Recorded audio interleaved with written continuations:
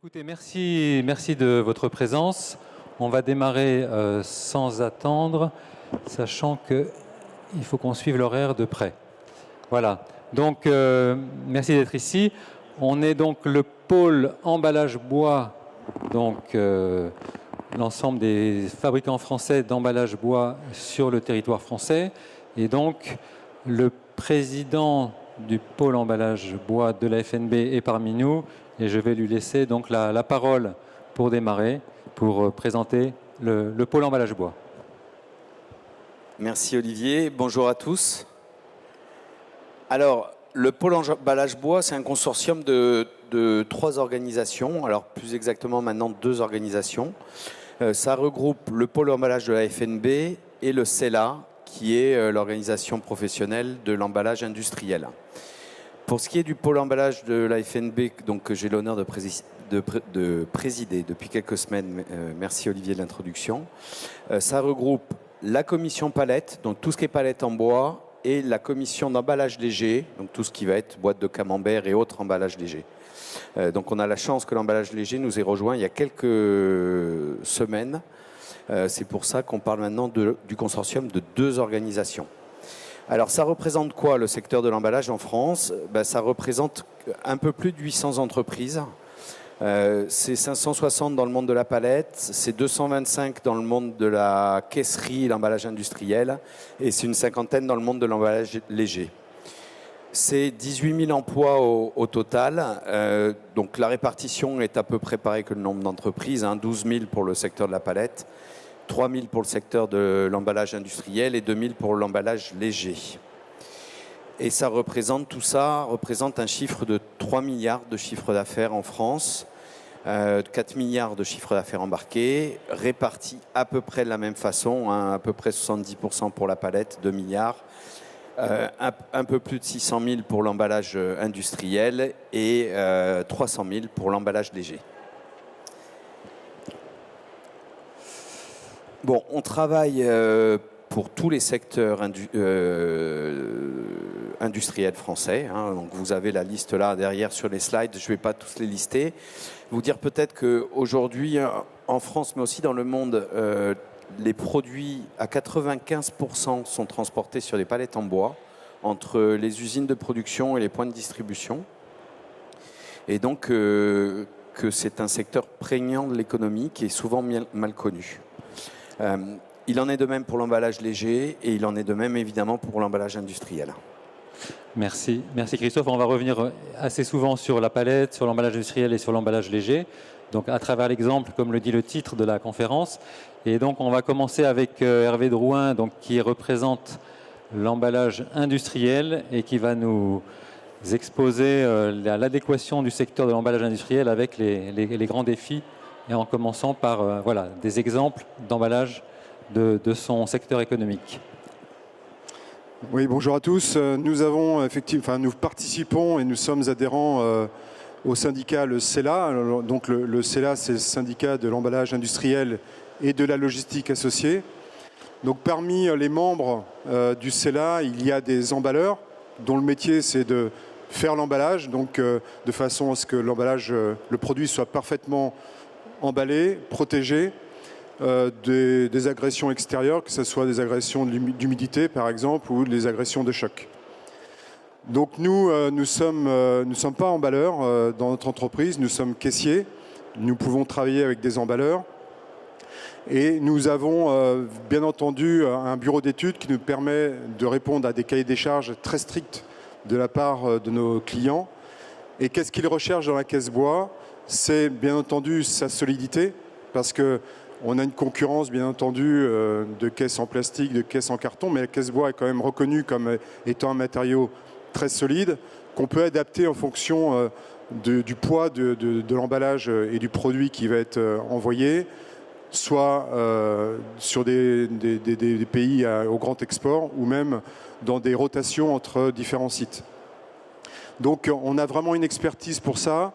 Au CELA, il y a une marque qui s'appelle le SEI et qui permet de répondre à un cahier des charges aussi du métier, où on est sûr que les adhérents en fait, du CELA vont répondre à ce cahier des charges qui va lui-même répondre au cahier des charges du client.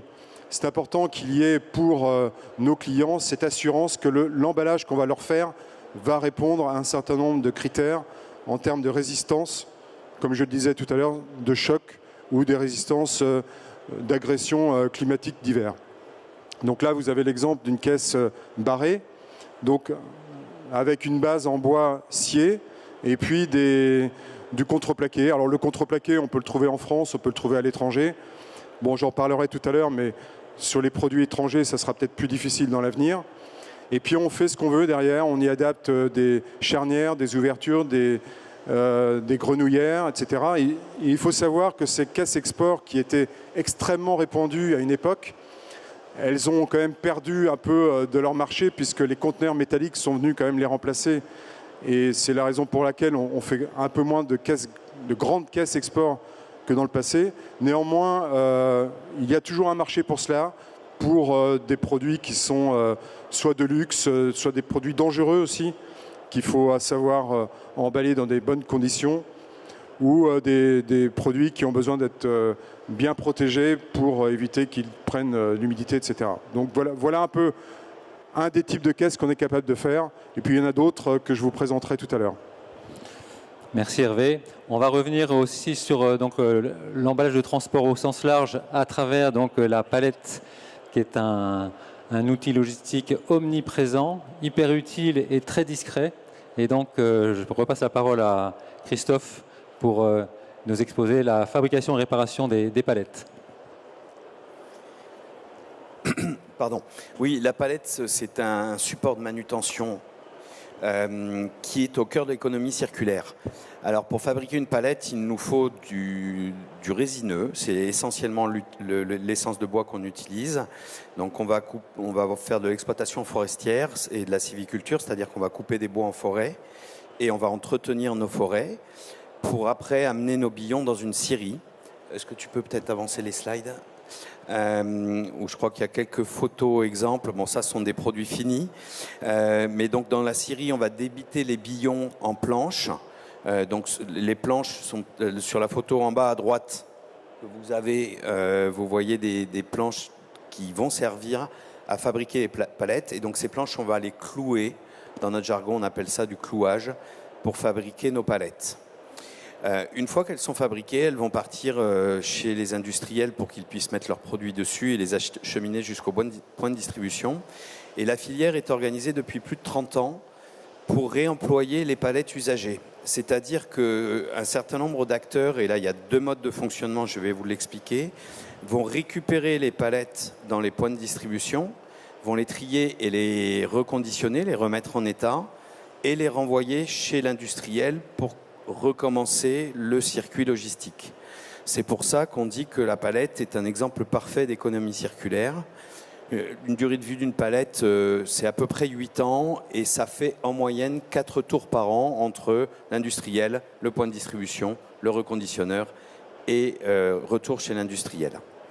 Alors, il y a 2 méthodes, enfin 2 business models pour reconditionner les palettes. Soit il y a des acteurs qui font de l'achat-vente, c'est-à-dire qu'ils vont acheter des gisements de palettes à recycler dans les points de distribution et chez les industriels, qui vont donc les traiter, les reconditionner et les revendre en palettes d'occasion. Et il y a également ce qu'on appelle les poolers. Ce sont des logisticiens qui vont détenir le parc de palettes et qui vont les mettre à disposition des industriels et qui vont s'occuper de toute la logistique du circuit que je viens de vous expliquer. Donc pour ce qui est du reconditionnement de palettes, 2 méthodes, soit de l'achat-vente, et là Jean-Philippe nous en parlera plus précisément tout à l'heure, soit du pooling fermé, donc des pools de palettes qui appartiennent à des loueurs, des poolers, et qui s'occupent de toute la logistique. Merci pour ce point de clarification. On passe maintenant à un tout autre domaine. Donc on a 2 gros domaines dans la profession, et c'est évidemment l'emballage professionnel ou emballage industriel d'un côté, avec palette emballage industriel, et l'emballage ménager de l'autre. Et l'emballage ménager est un beaucoup plus petit secteur en termes de quantité de bois, mais un secteur très visible, très important et très valorisé. Et donc je passe la parole à Denis Lacroix, donc qui va nous exposer, qu'on voit beaucoup dans les médias, avec certains emballages aujourd'hui aux heures de grande écoute, où les clients qui font de la publicité sur l'emballage lui-même pour montrer la qualité du produit. Donc c'est vrai que c'est très agréable pour toute la filière emballage bois. Donc Denis, je te passe la parole. Merci Olivier. Je rajouterais qu'on voit beaucoup de nos produits dans beaucoup de frigos, de tout à chacun. Donc le bois, c'est un matériau naturel. Hein, c'est le matériau naturel par excellence, mais il est aussi capable d'innovation. Les emballages légers bois, on les connaît depuis très longtemps et ils sont présents dans le paysage agroalimentaire depuis très très longtemps. Donc on connaît tous la caisse maraîchère, les cagettes, les cajots, les boîtes à camembert, les boîtes à fromage, plus récemment les barquettes. Donc il est capable d'innover pour se renouveler également. Donc nos clients, donc le groupe Lacroix en particulier, on travaille dans l'agroalimentaire. On a des clients industriels. Donc, des nouveaux modes de consommation se développent. Demander à notre matériau de s'adapter également à ces nouveaux modes de consommation. Donc, on a dû développer un nouvel emballage qui s'est adapté complètement au process de nos clients. Donc, le bois, il a des capacités pour... au niveau du contact alimentaire. Donc, comment on peut faire pour atteindre ce but qui est la barquette de cuisson? On a dû rentrer chez des grands industriels qui ont des lignes de fabrication très, très adaptées à d'autres matériaux et qui n'étaient pas du tout adaptées au bois. Donc, on a dû rendre notre matériau adaptable à ces lignes. Donc, il a fallu développer à partir d'une barquette existante dans le marché, qui était une barquette de présentation toute simple. Une barquette, donc c'est une plaquette en bois, en contreplaqué, qui était formée, donc un plateau de présentation. Donc cette barquette, elle n'était pas capable de résister à la cuisson. Elle avait tendance à reprendre sa forme naturelle. Donc il a fallu innover, il a fallu trouver des nouvelles colles, des nouvelles techniques de fabrication pour atteindre un emballage qui résiste à tout ça, pour pouvoir passer au four, pour pouvoir être en congélation, pour pouvoir être en refroidissement. Et ça a été toute une évolution d'un process vers un nouveau produit.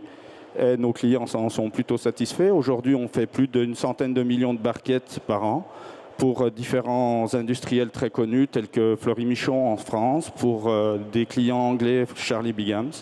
Pour des clients espagnols à qui on pense beaucoup, ils sont dans la région de Valence, donc qui sont platos traditionnels. Ça a été toute une aventure autour de ce beau produit qu'est le bois. Donc voilà, on a su se renouveler, on a su prouver qu'on était capable d'innover pour atteindre un cahier des charges exigeant. Merci beaucoup.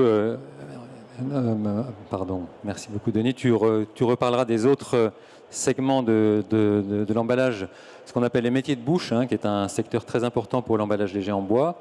On revient à l'emballage industriel avec Hervé Drouin qui va nous donner un autre exemple de caisse industrielle et qui est un bel exemple, je crois, d'éco-conception.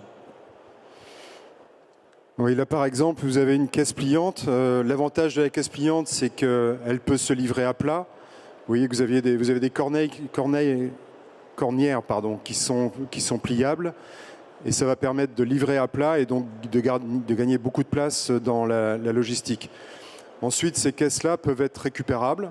C'est-à-dire que notre client, une fois qu'il les a utilisées une première fois, il peut les replier, les stocker dans un endroit bien au chaud et les reprendre un peu plus tard pour une autre livraison. Donc ça, c'est un exemple d'emballage qui est au niveau et conception favorable et qui, par différentes rotations, permettra d'économiser en fait la matière. On a un autre exemple derrière, si tu veux avancer. Concernant les emballages bois qui sont effectivement qui restent dans le temps, c'est une caisse garde-meuble. Tu l'as pas, non? Une caisse garde-meuble. Donc pour ceux qui ont déjà déménagé, qui avaient un peu trop de matériel sans pouvoir le stocker dans une nouvelle résidence, il existe des grandes caisses qui font 8 ou 12 mètres cubes et dans lesquelles vous pouvez stocker vos affaires. Après, ça va être stocké dans des grands entrepôts de type entrepôt garde-meubles. Et ces fameux garde-meubles, nous, on les fabrique depuis maintenant une cinquantaine d'années. Et il y en a qui ont peut-être 40 ou 50 ans, qui sont encore dans les entrepôts, parce qu'en fait, on essaie de faire des emballages qui sont vraiment costauds, et à partir du moment où ils sont bien traités au niveau de leur manutention, ce sont des produits qui peuvent durer des décennies et des décennies. Donc on a des beaux exemples à travers nos emballages industriels en bois, donc bois et contreplaqué, d'emballages qui peuvent durer très longtemps dans le temps. Et derrière, bien entendu, il y a un enjeu environnemental majeur. L'image arrivera un peu plus tard. Je l'avais. Pardon. Voilà, c'est pas grave. Voilà, merci Hervé. Donc on a vu déjà pour l'instant des emballages très innovants avec Denis, des emballages ou avec les conceptions donc dans l'emballage industriel, des choses beaucoup plus apparemment traditionnelles comme la palette qui a l'air d'être un outil extrêmement traditionnel mais qu'on voit qui s'adapte incroyablement aux défis du futur. Et donc moi j'ai la mission aussi de vous parler d'emballage très traditionnel dans le monde de l'emballage léger. Bon, vous voyez que dans le monde de l'emballage léger, on a différents secteurs, les fruits et légumes, le fromage, les métiers de bouche, l'ostréiculture, qui sont les grands secteurs. Et donc autant dans le fromage et métiers de bouche, on a beaucoup de recherches, autant dans le fruits et légumes, par exemple, on a l'impression qu'on est vraiment dans le très traditionnel et dans l'ostréiculture, à savoir la cagette, le cajot, la bourriche, qui paraissent être des emballages assez de l'ancien temps. Et je voudrais vous montrer en quelques éléments de réflexion que ce sont des emballages au contraire incroyablement modernes pour plusieurs raisons. D'une part, pour la raison du fait même qu'ils sont en bois et que le bois, si vous regardez bien autour de vous, c'est le seul matériau qui est durable. C'est-à-dire que les futures générations auront toujours à leur disposition, à une seule condition, qui est justement une condition humaine, c'est la replantation. C'est que si on laisse sans replanter, on sera dans le non durable, on sera renouvelable et donc on sera non durable alors qu'on était renouvelable et on aura fait un gâchis absolument formidable. Par contre, dans les autres matériaux, on est dans le non renouvelable, donc quels que soient les efforts méritoires faits par les secteurs d'autres matériaux, eh bien, ils sont obligés de penser d'abord à gérer le stock fini pour l'utiliser le moins possible, pour le moins possible pénaliser les générations futures. Alors que nous, notre objectif, c'est de planter suffisamment pour raccompagner l'augmentation de la demande des outils en bois, des emballages en bois, des maisons en bois, etc. Et c'est vraiment ça notre objectif à nous dans la filière, et c'est là-dessus qu'on travaille essentiellement. Et tout le reste est un peu secondaire par rapport à cette exigence essentielle qui est la première de toutes pour nous. Donc premier point, effectivement, il y a une gestion durable des forêts avec PEFC, dans nos filières peupliers, avec Merci le Peuplier, qui sont des aides à la replantation, etc. Donc, premier point extrêmement important et qu'on oublie souvent parce que dans tous les cercles politiques, on travaille toujours pour ou contre le plastique. On dit, voilà, il faut faire ça contre le plastique bashing, etc. Et on pense toujours qu'il faut gérer le stock, qui est un stock fini, qui va se dégrader, alors que chez nous, ce n'est pas le cas. Donc, on essaie toujours d'être très pédagogique là-dessus en disant nos exigences et nos défis ne sont pas les mêmes que dans les autres matériaux. C'est un premier point important. Deuxième point important, c'est ce qu'on appelle la première transformation. C'est-à-dire que quand vous coupez un arbre et que vous allez, par exemple, dans le milieu de la contreplaqué ou de l'emballage léger, vous prenez essentiellement, c'est du peuplier. Et le peuplier, comment ça se travaille ? Ça se travaille par le déroulage. Et le déroulage... Le déroulage, c'est en fait, vous passez une grume sur un énorme taille-crayon et ça fait une couche de bois très très fine que vous allez débiter en éléments d'emballage. Et en fait, ce qu'on ne se rend pas compte, c'est que quand vous taillez vous-même un crayon, vous vous apercevez que l'énergie qui vous est demandée dans vos doigts pour tailler le crayon, elle est quasiment nulle. Et donc, vous mettez ça au niveau industriel, vous avez un gros taille-crayon, et l'énergie demandée pour tailler avec un gros crayon, elle est aussi quasiment nulle. Et donc, cette première transformation est tellement économique en énergie comparée aux autres matériaux, parce que quand il faut faire du verre avec du sable, quand il faut faire du carton avec du bois, ou quand il faut faire du plastique avec du pétrole, la première transformation est très, très gourmande en énergie. Et donc, cet avantage concurrentiel qui nous est donné par la nature et par l'industrie, en fait, nous met dans une situation extrêmement favorable pour les décennies qui viennent en termes d'usage d'énergie, en termes d'usage de matériaux non renouvelables, quasiment nuls, et en termes d'impact sur l'effet de serre et sur le CO2. Donc c'est très important pour nous parce que, comme je vous disais, nos emballages ont l'air plutôt traditionnels, voire historiques, et en fait ils reviennent complètement sur le dessus du panier par tous les enjeux environnementaux qui sont présentés maintenant par l'ensemble du monde politique, qu'il soit national, européen ou mondial. Donc ça, c'était le deuxième point. Et le troisième point, c'est la fin de vie. Pourquoi ? Parce que quand vous avez un emballage durable, qui est bien géré durablement par la communauté humaine, et ça veut dire que comme la matière ne se détruit pas, puisqu'elle se construit en même temps que vous la détruisez, par la plantation des arbres, eh bien, ça veut dire que les usages que vous pouvez en faire en fin de vie sont beaucoup plus variés que pour un matériau non renouvelable, pour lequel il faut tout faire pour qu'il ne disparaisse pas. Donc, par exemple, la réutilisation. Et c'est pour ça qu'on dit qu'aujourd'hui, c'est un scandale de faire de l'énergie avec un matériau fossile, par exemple. Ah ben oui, parce que ça détruit la matière. Alors que nous, dans le bois, la valorisation énergétique du bois, non seulement est une très bonne idée, mais c'est même une idée qui est favorisée par l'Europe, par la France, à travers, par exemple, la directive énergie renouvelable. Donc tout ce travail qui est fait, eh bien, nous remet en fait dans la course, et même très très bien placé dans la course aux emballages de demain. Voilà pourquoi je dis, voilà, ça paraît assez vieillot, et en fait c'est ultra moderne, et la demande aujourd'hui a changé, le logiciel a changé, mais la demande a repris sur ce type d'emballage. Ou ce type d'emballage, vous voyez, ces petites cagettes pour fraises avec des petites barquettes en bois. Voilà, tout ça, ce sont des emballages qui aujourd'hui présentent un avantage environnemental qui est indéniable et qui est reconnu, je dirais, par le marché. Voilà donc sur ce point-là.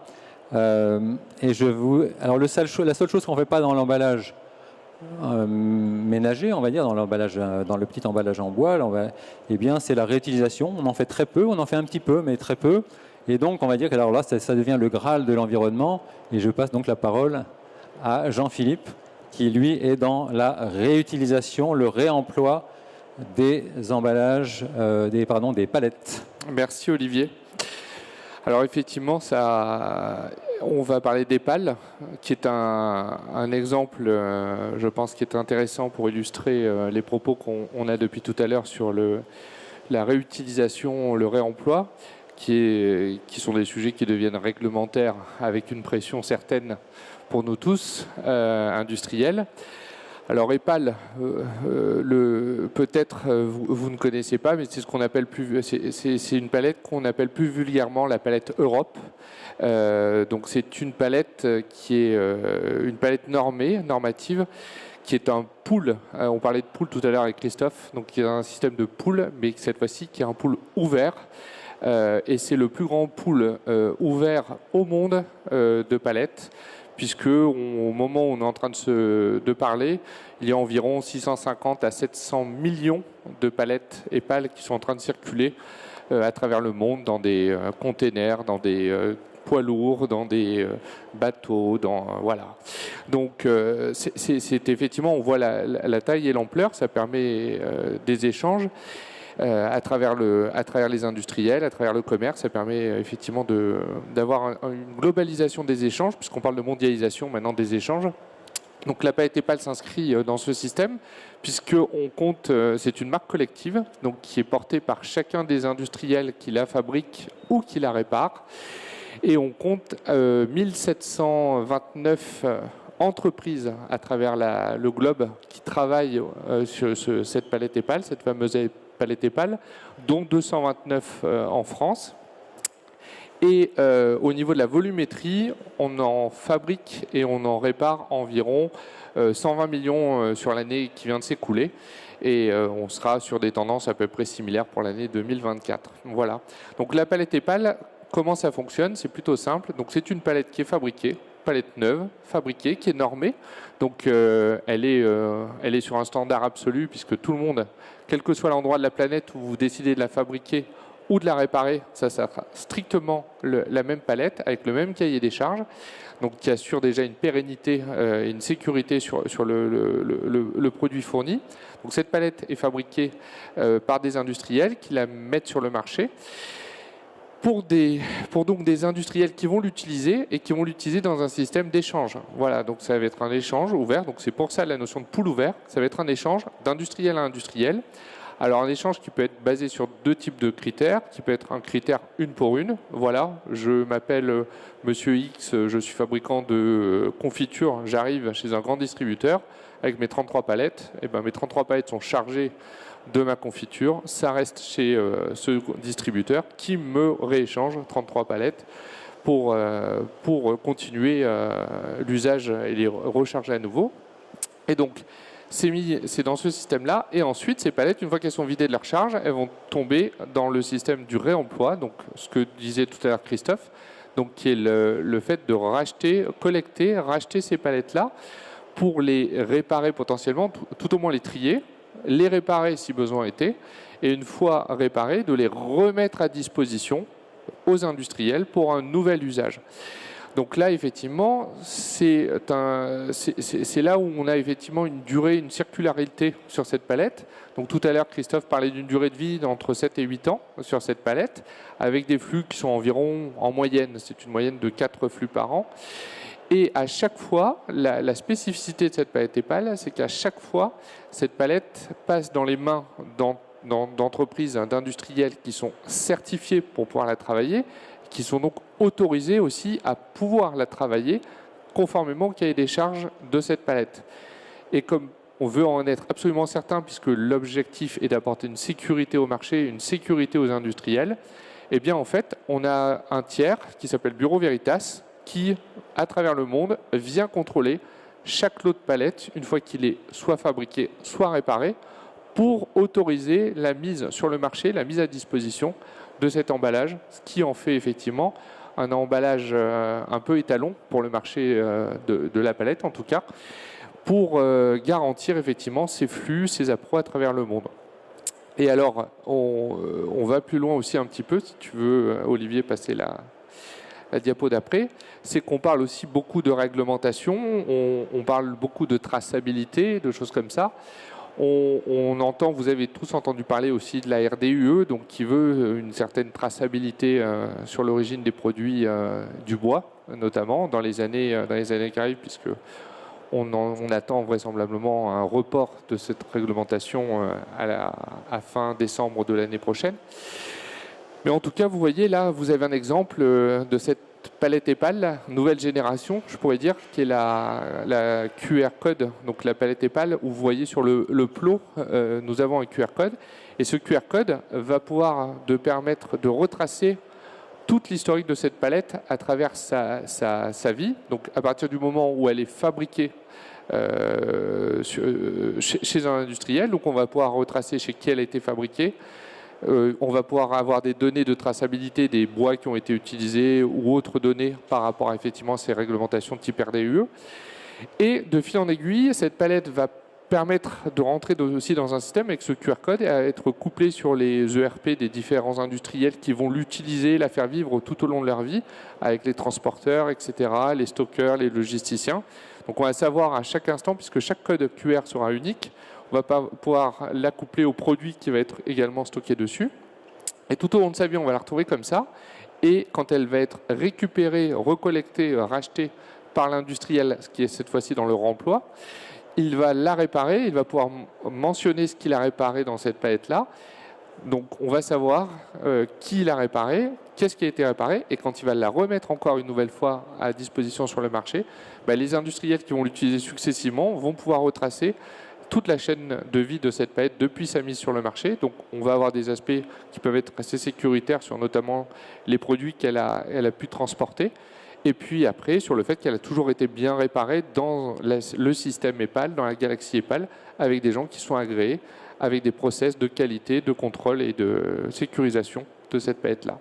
Donc voilà, c'est un exemple concret et factuel de cette notion de réemploi sur laquelle on tend de plus en plus, et comment ça peut se décliner dans l'emballage, donc avec du bois, des clous. Ben voilà, malgré tout, le résultat qu'on peut en tirer aujourd'hui sur de la donnée, de la data et une sécurisation surtout du produit pour nos industriels. Voilà. Bravo. On est dans la standardisation totale et souple et digitalisée. Exactement. Voilà. Donc, à l'inverse, dans le monde, on revient au sur-mesure de l'emballage industriel, avec toujours l'adaptation à des cahiers des charges très précis, et donc avec deux autres exemples, dont un que tu as déjà évoqué, Hervé, qui est sur la caisse garde-meubles qu'on découvre enfin. Ça c'est la photo qui n'est pas venue tout à l'heure. Je vais voilà. Je ne vais pas refaire le film. Non, ce que je voulais dire aussi, c'est que vous voyez qu'on a des caisses qui sont à la fois construites à partir de panneaux. Ça peut être des panneaux contreplaqués, des panneaux OSB et des sciages. Donc on essaie quand même de faire valoir les fabrications françaises et le bois français. Pour cela, on participe au label Bois de France, c'est-à-dire que pour notre entreprise, mais pour un certain nombre d'entreprises aussi de la FNB, si on justifie qu'on utilise plus de 80% de bois français et qu'on transforme ces bois en France, on a le label Bois de France. Et ça, c'est un label qui est en train de s'étendre de plus en plus, qui est reconnu par les pouvoirs publics. Et dans l'emballage aussi, ça suit son chemin. Donc ça, c'est important aussi pour nos clients de savoir que les produits qu'ils utilisent ne viennent pas de trop loin, le bois notamment, qui sont transformés localement pour favoriser les circuits courts. Donc on a ça, on a l'éco-certification aussi PEFC pour ceux qui connaissent. Là on est plutôt sur le domaine de la sylviculture où il y a un cahier des charges qui existe pour les propriétaires forestiers. Les propriétaires forestiers ne peuvent pas faire ce qu'ils veulent en termes de traitement par exemple, en termes d'exploitation, on fait attention au terrain. On fait attention aussi à ce qu'on replante. Il faut que ce qu'on replante ait une durée de vie suffisante. Et pour cela, il faut aussi tenir compte des changements climatiques. Donc voilà, l'éco-certification, c'est très important. Et puis comme tu l'as mentionné tout à l'heure, le RDUE, alors c'est peut-être un nom barbare pour vous, pour nous, ça ne l'est pas parce qu'on est dans le métier. Donc c'est la réglementation sur la déforestation dans l'Union européenne. L'objectif de cela, c'est de pouvoir savoir d'où viennent les bois.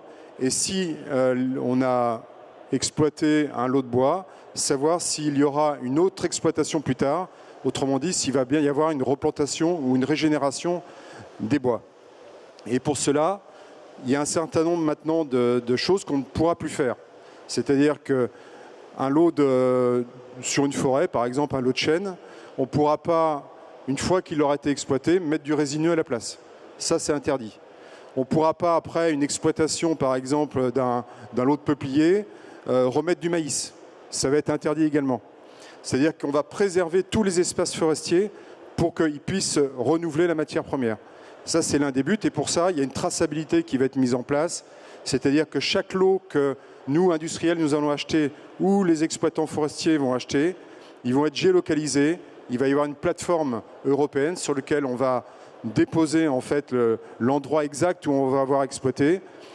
On va avoir un numéro attribué qui va correspondre au bois qu'on va utiliser.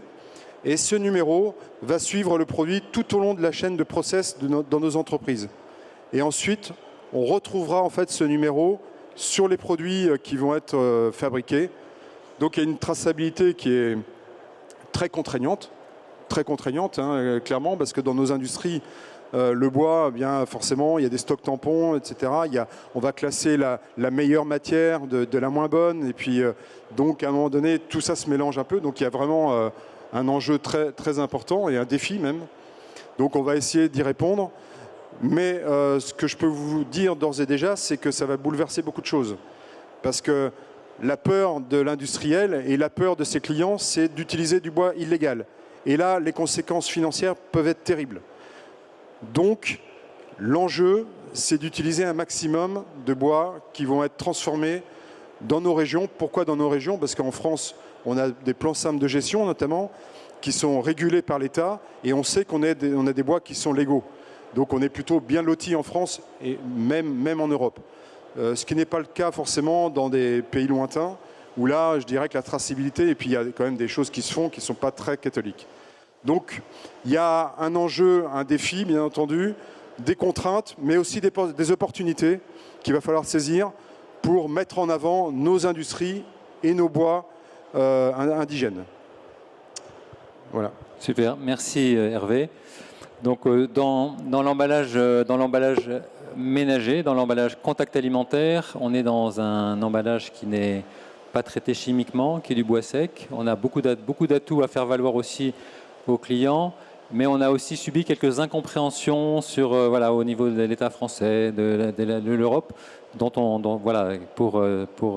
par rapport à la spécificité que j'ai évoquée tout à l'heure. Donc, Denis, si tu veux nous parler des autres secteurs de l'emballage alimentaire que tu connais bien. Je vais rebondir sur ton point d'incompréhension. On va complémenter ton discours qui, il me semble, très important pour notre filière. Le bois, au niveau alimentaire, on l'a vu, hein, il a su répondre aux modes de conso, aux changements, aux évolutions du marché.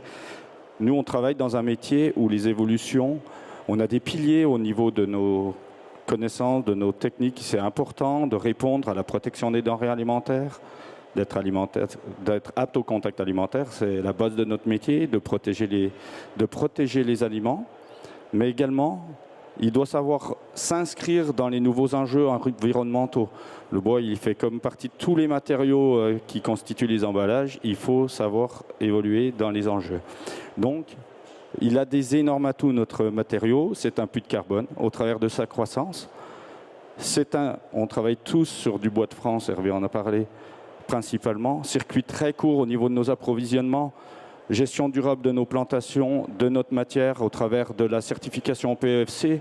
Donc, un arbre utilisé est un arbre replanté. Donc, on a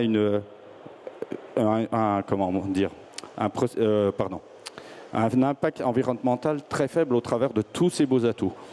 Ensuite, notre process de fabrication. Le process de fabrication du bois, il est peu consommateur d'énergie. Donc, il est également très bon pour notre matière. Notre matière, on la transforme très peu, contrairement à d'autres matériaux. Je suis très à l'aise pour en parler. On fait également des emballages carton, des emballages plastiques dans mon entreprise, donc très à l'aise pour parler de ça. Le matière bois, elle a cet avantage, elle est peu transformée. Donc on utilise également 100% de notre matière. Notre matière, celle qui n'est pas utilisée au travers de notre process, elle va soit alimenter des chaudières biomasse, elle va être soit réutilisée en paillage, donc 100% de notre matière, fabriquée de la pâte à papier, donc notre matière, elle est réutilisée à 100%. Donc c'est un avantage énorme. Pardon, je lis mes notes, je ne suis pas très bon orateur, vous l'aurez remarqué. Donc, au travers de cela, nous l'avons mesuré chez nous, dans notre entreprise, on a fait un impact carbone de tous nos produits, comme on doit le faire. Le bois a le meilleur impact carbone. Hein. Il a un impact CO2 à 0,30 grammes équivalent CO2. Donc, c'est le meilleur aujourd'hui matériau présent au sein de mon entreprise. C'est le plus beau matériau aussi. Le bois, c'est le plus beau matériau. Il est vivant, il fait partie de notre culture depuis des années. C'est un matériau magnifique. Mais également, on parle beaucoup de fin de vie aujourd'hui. La fin de vie des emballages, c'est un enjeu primordial. Aujourd'hui, le bois, il n'a pas de filière de tri. Au niveau de la REP emballage ménager, il n'a pas de filière de tri. Pourquoi il n'a pas de filière de tri? C'est un volume sur le marché qui est très faible. Et chaque matériau doit supporter son tri et son recyclage. Le bois, il a une volumétrie très faible. Il n'est pas capable de supporter aujourd'hui le coût engendré par le tri. Donc, à partir de ce principe, on a mené une étude approfondie avec l'ADEME, avec Citeo, pour trouver une solution à nos emballages qui font partie du paysage, qui sont importants. Donc, la solution trouvée, le CSR. Le CSR, c'est la combustion. Donc, rejoindre tout ce qui a été dit, chaudière biomasse, c'est la fin de vie de l'emballage bois. C'est une particularité de cet emballage, encore une, mais c'est la solution retenue. Donc, c'est pour ça, à la fin, les emballages légers bois, on a eu une dérogation au niveau de la PPWR, la loi européenne, à ce titre de particularité. Donc l'emballage bois, pour revenir sur ce qui a été dit par Olivier, c'est l'emballage du futur et il existe déjà, c'est le bois. Merci Denis. Christophe, tu vas parler de la REP EIC un petit peu ou pas? Je peux en dire un mot. Ouais, bon, parce qu'en fait ça complète un petit peu, parce qu'on a Denis a parlé de la REP emballage ménager qui a été un très gros sujet pendant. Bon, elle date de 92. Voilà, elle a évolué. Le bois avait été un peu oublié à un moment donné parce qu'on s'était. Et puis après, il est remonté là ces dernières années où on a remis les choses en place, on va dire, dans le sens où Citeo, l'ADEME et le gouvernement français se sont rendus compte que le bois était assez maltraité par la REP emballage ménager. Donc maintenant, on peut dire que les choses sont satisfaisantes. Maintenant arrive la REP ernballage industriel et commercial. Et donc, Christophe, je te laisse la parole pour faire un peu aussi les derniers commentaires et pour parler peut-être de ce point-là qui est important. Oui, elle nous inquiète beaucoup plus. En réalité, donc il y a un décret qui est en train d'être mis en œuvre qui vise.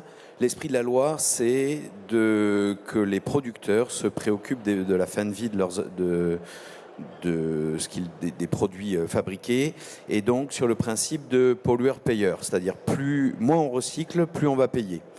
Le problème, c'est que le décret, dans sa mise en œuvre tel qu'il est aujourd'hui, c'est tout l'inverse qui est en train de se passer, c'est-à-dire que plus vous allez recycler, plus vous allez payer. Donc c'est ce qui nous ennuie énormément, parce que pour ce qui est du secteur de la palette en particulier, on est sur des objectifs, on est sur des résultats qui dépassent, qui ont 10 ans d'avance sur les objectifs fixés par l'Europe. Par exemple, sont les chiffres de l'ADEME que je vais vous donner, on réemploie aujourd'hui 80% des palettes en France. Là, on a 10 ans d'avance. On recycle, donc les palettes qu'on ne peut pas réemployer en palettes, on va les recycler soit en biomasse, soit en matière première pour faire des panneaux ou autre.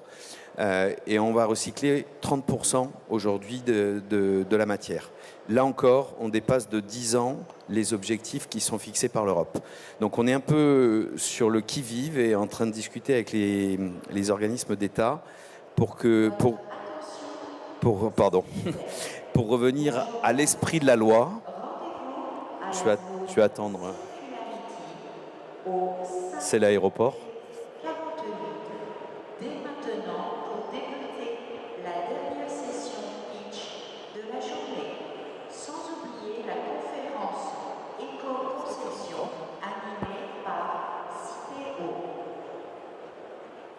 Voilà, donc j'ai été coupé dans un sujet qui nous préoccupe beaucoup. Bon, bref, donc on est très inquiet de ça parce que c'est une filière qui existe depuis plus de 30 ans et le décret de la REP EIC tel qu'il est fait aujourd'hui pourrait déstabiliser nos modèles économiques. Donc on va faire en sorte que l'État comprenne bien la filière qui est en place pour revenir à l'esprit de la loi et pas au décret qui est en train d'être déposé. Et bon, ça concerne le bois, mais en fait ça concerne tous les matériaux. Parce que là, il y a eu, donc le décret vient de sortir, il est à la relecture, enfin on est en phase de lecture. Et en fait, ce dont on s'est rendu compte, c'est que autant pour la REP emballage ménager, c'était le conditionneur qui était entre guillemets le client de Citeo, donc qui faisait les dossiers, qui calculait le poids des matériaux d'emballage qu'il avait utilisés au cours de l'année, qui payait l'éco-contribution à Citeo, laquelle était reversée aux communes qui géraient les stocks de matière avec les poubelles jaunes et compagnie. Donc ça, c'était en fait, on va dire, Danone, Nestlé, Lactalis, qui faisaient le boulot de la relation avec l'éco-organisme. Or, il nous a été annoncé, et c'est tous les matériaux qui sont concernés, que pour la REP EIC, ça va être le producteur d'emballage qui va faire le job, c'est-à-dire qu'il va devoir déclarer à Citeo Pro, à Twice, aux éco-organismes qui sont en place, calculer les quantités de matière, de toutes les matières utilisées, parce qu'on utilise tous plein de matières, en fait, ne serait-ce que pour filmer, des choses comme ça. Tout ça déclaré aux éco-organismes et payer l'éco-contribution. Et donc l'éco-contribution, on ne sait pas de quel prix elle va être, ce n'est pas encore défini, mais ce sera une charge supplémentaire pour les fabricants d'emballage qui devront essayer ensuite de répercuter le prix sur des conditionneurs qui sont souvent des entreprises beaucoup plus importantes que les fabricants d'emballage. Donc nous, on est très inquiets de ce point-là parce qu'on dit que ça fait 30 ans que ça marche très très bien avec les conditionneurs qui finalement petit à petit ont mis en place un système très vertueux, un peu cher certes, mais quand même vertueux sur la gestion de la matière.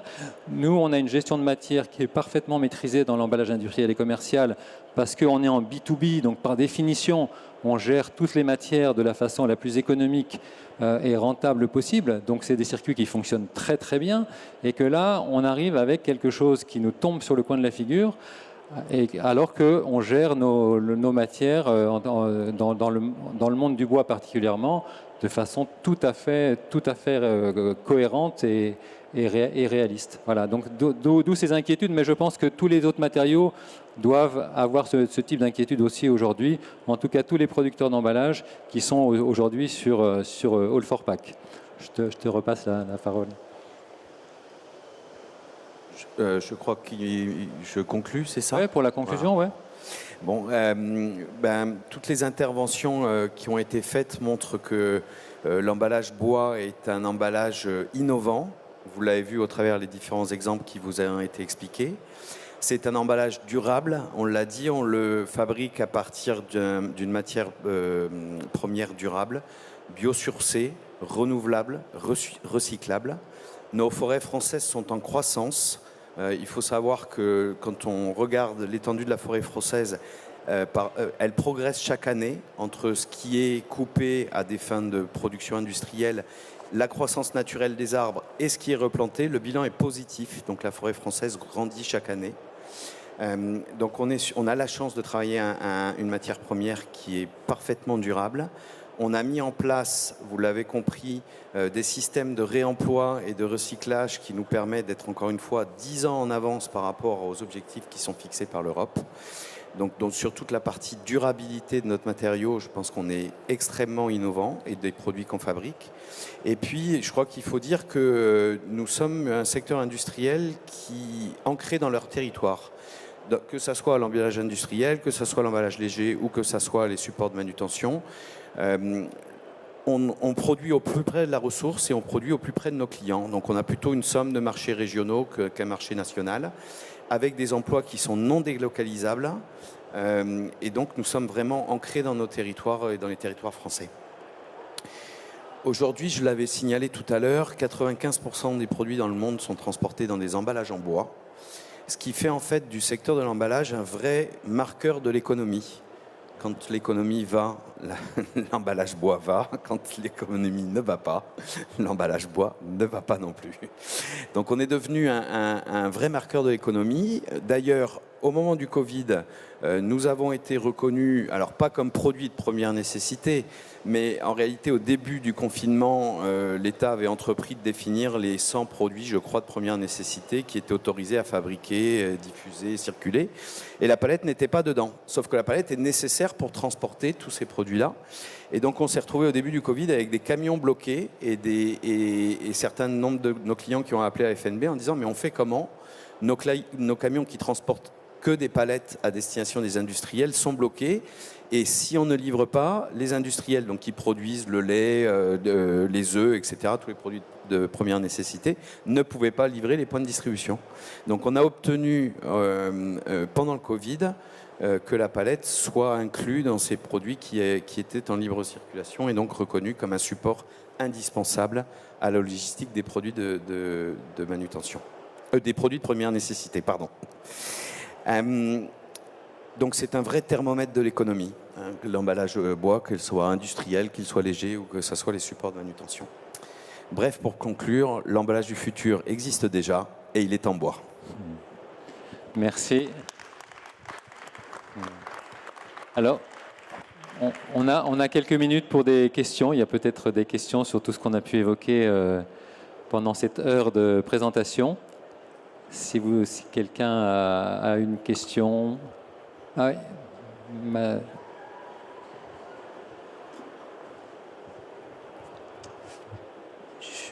Je vous donne le micro. Je vous le donnerai juste après.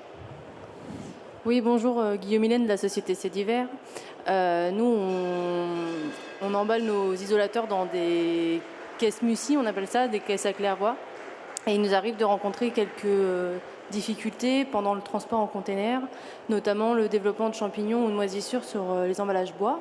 Est-ce que vous travaillez sur des études pour pallier à ces phénomènes-là, ou est-ce que vous avez déjà eu ce type de retour concernant le transport maritime et le développement sur le bois de moisissures ou champignons?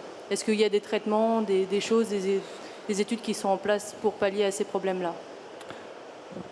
Hervé? Oui, moi, de ce que je connais, donc, il y a une norme qui s'appelle NIMP 15 et qui permet effectivement de chauffer les bois à une certaine température pour éviter qu'il y ait des champignons ou des insectes qui traversent les continents et qui puissent venir polluer d'autres États. Donc ça, c'est la première chose. Deuxième chose, c'est vrai que dans les conteneurs, on n'a pas forcément un taux d'humidité qui est conforme.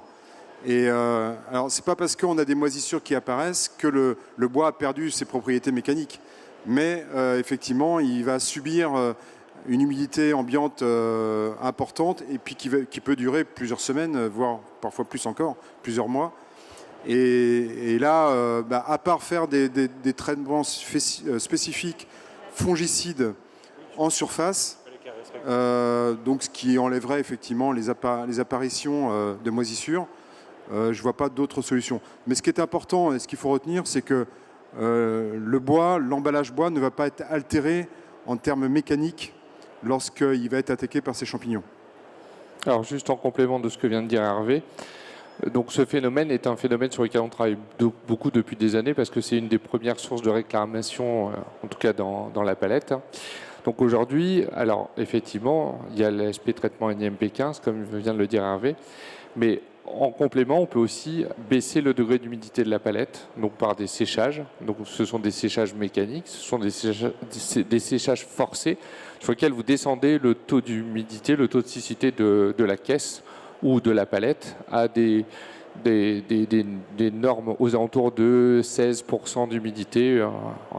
Et on considère, donc des études existent faites par des instituts technologiques comme le FCBA pour la France, sur le fait que quand vous descendez à ces niveaux d'humidité-là, le bois, la moisissure ne peut plus se développer puisqu'en fait la moisissure a besoin d'eau pour pouvoir se développer. Donc elle ne la trouve plus sur la matière première qui est le bois. Donc ça vous met à l'abri. En complément, vous pouvez néanmoins, Hervé en a parlé, il y a des produits de préservation, comme le Synesto par exemple, des choses comme ça, qui sont des produits qui permettent de préserver sur une durée, un laps de temps qui peut être selon les conditions d'environnement du produit transporté, donc notamment le container maritime où il y a un taux d'humidité qui est assez important. Ça peut vous permettre de préserver le temps d'une semaine, 15 jours, 3 semaines, selon la concentration du produit. Mais c'est des choses, on peut en parler après la conférence. On a des solutions à vous apporter sur ces sujets-là. Et la caisse en contreplaqué, qui est un produit sec, en fait, va beaucoup moins souffrir de l'humidité qu'un produit humide. C'est ce que vient d'expliquer. Voilà. Une autre question?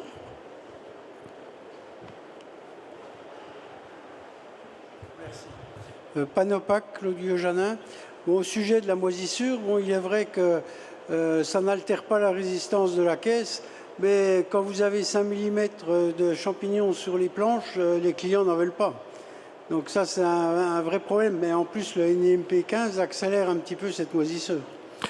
Ouais, tout à fait, vous avez raison. Et c'est d'ailleurs pour ça qu'on appelle le phénomène de moisissure, dans notre métier, on appelle ça le désordre esthétique. Parce qu'en fait, c'est une question d'esthétique. D'un point de vue technique, il n'y a pas d'impact techniquement parlant, mais par contre, c'est clairement le client qui reçoit une palette avec un produit chargé qui est recouvert de moisissure, parce que du coup, la moisissure peut se développer et recouvrir le produit qui est à livrer, ce qui est une catastrophe, en tout cas d'un point de vue esthétique, à l'arrivée. Donc c'est là où, effectivement, il est indispensable de partir, quand on a des critères comme ça, industriels, de partir sur un cahier des charges qui fait référence à ces notions-là, et donc à un séchage absolument du produit, puisque vous avez raison, le NIMP 15 seul a tendance à accélérer le phénomène de moisissure, puisqu'en fait le NIMP 15 est un...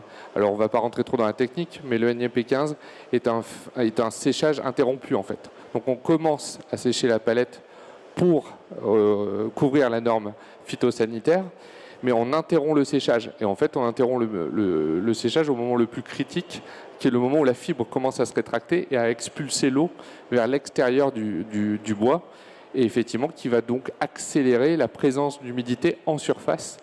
Et donc c'est radical, effectivement, si vous avez un peu d'obscurité, une température entre 15 et 25 degrés, allez, bingo, c'est sûr que vous avez un départ de moisissure. Bien, est-ce qu'il y a d'autres questions? Allez, j'arrive.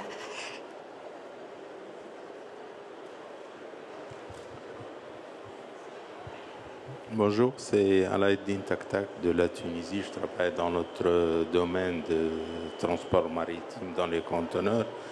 Je rebondis sur la question de Madame. Les exportateurs tunisiens avec qui je travaille, lorsqu'ils ont des marchandises à exporter en France, on leur demande que les palettes soient fumigées. C'est-à-dire qu'ils doivent produire un certificat comme quoi la palette elle a été traitée elle a été fumigée. Et la deuxième question, c'est pour le recyclage de l'emballage léger. Si on peut faire de la pâte à papier avec les emballages légers en bois, on le fait déjà avec le carton. Est-ce qu'on ne peut pas considérer que pour le recyclage, c'est le même processus qui peut être adopté? Et merci. Donc, pour la deuxième question sur le recyclage, la difficulté, ce n'est pas le recyclage en lui-même. Des solutions de recyclage au niveau de l'emballage léger bois ou du bois en lui-même, elles existent. Elles existent. Vous avez parlé de fabriquer du carton, c'est une forme de recyclage. Elles existent. La difficulté de l'emballage léger bois, elle réside où? Elle réside dans le tri de l'emballage. Elle réside dans sa solution de la trier. Pourquoi? Parce que nos volumes de bois au niveau de l'emballage léger bois ménager, ils sont trop faibles. Ils représentent en France moins de 0,01% du volume global d'emballage ménager. Donc, trier un si petit volume, c'est mettre des coûts financiers pour trier une aiguille dans une botte de foin au final. Donc la difficulté n'est pas de recycler l'emballage, elles existent, ces solutions. La difficulté, elle est dans son tri. Elle est au début, à la fin de vie de la poubelle, à trier cet emballage.